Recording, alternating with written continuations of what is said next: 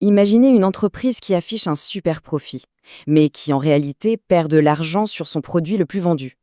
Comment c'est possible? Eh bien, la réponse se trouve dans un outil de gestion vraiment puissant, la comptabilité analytique. C'est ce qui permet de voir ce que les chiffres globaux nous cachent pour ne plus jamais avoir à piloter à l'aveugle. Allez, on plonge ensemble dans ce puzzle du profit. Alors, imaginez un peu le tableau. Le rapport annuel tombe, il est positif, l'entreprise est rentable. Tout le monde se tape dans le dos. Sauf que, cette vision d'ensemble peut être un vrai piège. Elle peut très bien cacher qu'un produit super populaire est en fait un gouffre financier, alors qu'un autre, plus discret, sauve les meubles. C'est tout le dilemme du profit. Bon, voilà le chiffre qui met tout le monde de bonne humeur. Un résultat net de 100 000 euros. C'est positif? C'est un signe de réussite? Non. Sur le papier, c'est une excellente nouvelle. Mais en fait, que nous dit vraiment ce chiffre? Mais justement, creusons un peu. D'où viennent exactement ces 100 000 euros?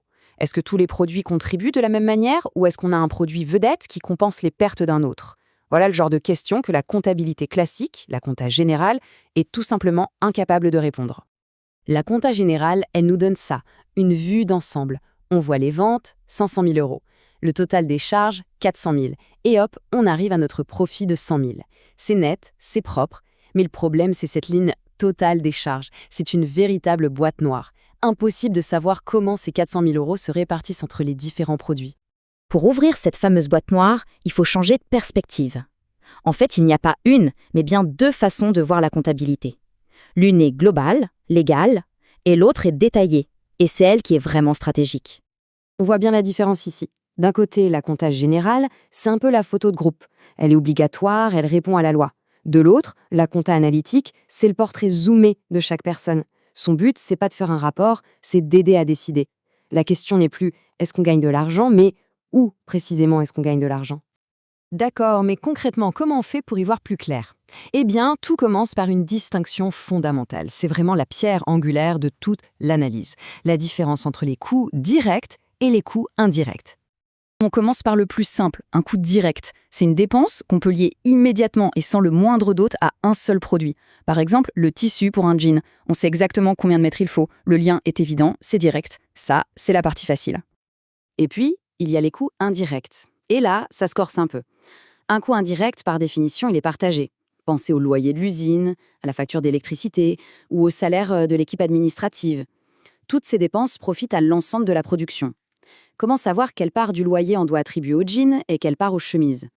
Répartir ces coûts communs, voilà le véritable défi. C'est le vrai casse-tête de la comptabilité analytique. Comment on transforme cet enchevêtrement de charges communes en une information qui soit claire et surtout utile? Prenons un exemple très concret. Une usine qui fabrique des smartphones et des tablettes. À la fin du mois, elle reçoit une seule et unique facture d'électricité. Sans une méthode pour répartir cette charge, il est absolument impossible de savoir quelle part de la facture est due au smartphone et quelle part est due aux tablettes. Donc tout l'enjeu, il est là. Il faut trouver une méthode logique, une clé de répartition juste pour diviser ces charges communes. C'est la seule et unique façon de calculer un coût de revient qui soit fiable, c'est-à-dire le coût total et réel de fabrication de chaque produit. Sans ça, toute l'analyse est faussée dès le départ. Heureusement, il existe une solution structurée pour résoudre ce casse-tête. C'est ce qu'on appelle la méthode des sections homogènes, ou plus simplement des centres d'analyse. Alors, un centre d'analyse, c'est quoi au juste? Le plus simple, c'est de l'imaginer comme une sorte de panier où on va regrouper les coûts. Au lieu de jeter toutes les charges indirectes en vrac sur les produits finaux, on va d'abord les trier et les mettre dans des paniers logiques. Un panier administration, un panier maintenance, un panier atelier de coupe, et ainsi de suite. Et le processus se fait en deux grandes étapes. D'abord, la répartition primaire. On prend chaque coût en direct, comme le loyer, et on le distribue entre nos différents paniers, nos centres d'analyse. Par exemple, on peut le faire en fonction des mètres carrés de chaque département. Puis, la répartition secondaire. Les paniers qui ne produisent rien directement, comme l'administration, on va les vider à leur tour dans les paniers de production. C'est un système de cascade tout à fait logique. Visuellement, le cheminement est très clair. On part des coûts indirects bruts, comme le loyer ou les salaires administratifs. Ils sont d'abord dirigés vers les centres concernés, les centres de support, comme l'administration, et les centres principaux, les ateliers. Ensuite, les coûts des centres de support sont transférés vers les centres de production. Et c'est seulement à la toute fin de ce parcours que les coûts, bien organisés, arrivent enfin sur les produits eux-mêmes. Bon, on a fait tout ce travail d'organisation, on a assemblé toutes les pièces du puzzle, mais pourquoi faire? Qu'est-ce qu'on obtient à la fin? Et surtout, qu'est-ce qu'on peut en faire? Et voilà la réponse. On se souvient de notre profit global de 100 000 euros. Ce chiffre, qui semblait être un seul bloc, se révèle en fait être la somme de deux profits bien distincts. 50 000 euros pour les jeans et 50 000 euros pour les chemises. Ça y est, la boîte noire est enfin ouverte. On sait maintenant, au centime près, d'où vient chaque euro de bénéfice. Et avec cette information, tout change. La direction peut enfin prendre des décisions vraiment éclairées. Faut-il mettre plus de budget marketing sur un produit? Faut-il chercher à réduire les coûts ou revoir le prix d'un autre? On peut même se rendre compte qu'un produit nous fait perdre de l'argent et qu'il faut peut-être l'arrêter. C'est toute la différence entre une gestion à l'aveugle et un pilotage de précision.